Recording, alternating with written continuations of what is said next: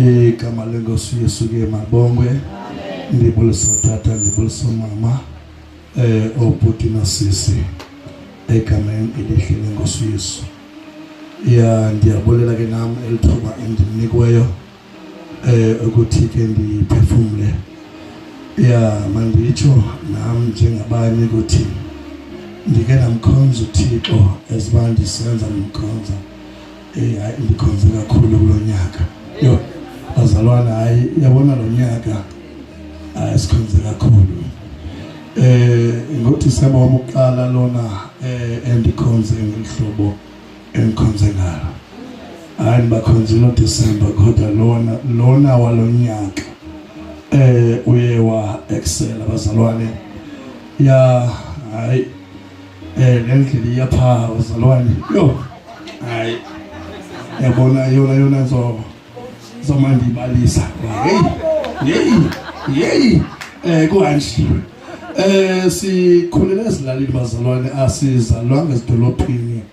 Kodwa ke yabona nxa ixesha selilide noko sowukhulile, akufani nelaxesha wawusemncinci ya uzinyuka ezindawo ya usiyophuthuma imfuyo. Ngoku sesikhulile, ngoku sebekhona abazemva kwethu, akusafani kuqala.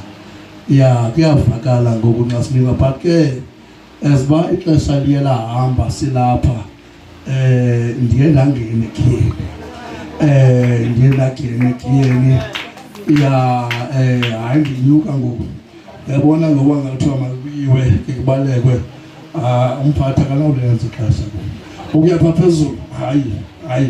Hayi ndihambile bazalwane. Ndiyabulela ke uYesu, ndibulela abazalwane endidibene nabo kule ndawo. Ya abanye bendibazi, abanye ke bengabazi. Ya ndifundile kakhulu, ndisafunda. uThixo uyincedile impilo yami kakhulu, kwaye futhi ke usayinceda. Zininzi izinto endizivileyo endifake kuvimba ukuthi uma ndifike Kapa ya ndimkhonzile uThixo kwela Kapa, kodwa zikhona izinto ekufuneka ndizilungisile ukuze uhambo lwam luthi kratya kuThixo. Ya ukuze lube khona utshintsho bazalwane. Akazi uThixo athethe nje ya singekho isizathu. Ya izinto ezithethiweyo apha zidinga i-introspection, oba ndibiza kahle kamazalwane, ukuba umuntu azihlole. Ya abanye abazalwane endibe ndikunye nabo, onina ndibabeke ecaleni, ndijonge nje kubo ukuthi Nkosi, ezi zinto zonke ubuzithetha kule ndawo mandilungise ndawoni ukuze kunyaka esizawuvulela nje kungekudala ya ndihambe kakuhle bazalwane, egameni ke lenkosi uYesu. Nkosi mphathi ayishayile uNkulunkulu isandla kakhulu kakhulu. Haleluya, haleluya, siyabukela kuThixo. Amen. Siyezwile Nkosi ngoku. Haleluya, siyezwile Nkosi ngoku, sivuthixo uthini na ukuthetha nathi. Haleluya. Khona kuTata phakathi kwethu wabusuku bonke izolo elekuba kuthi kusa abesekefike lapha. Haleluya.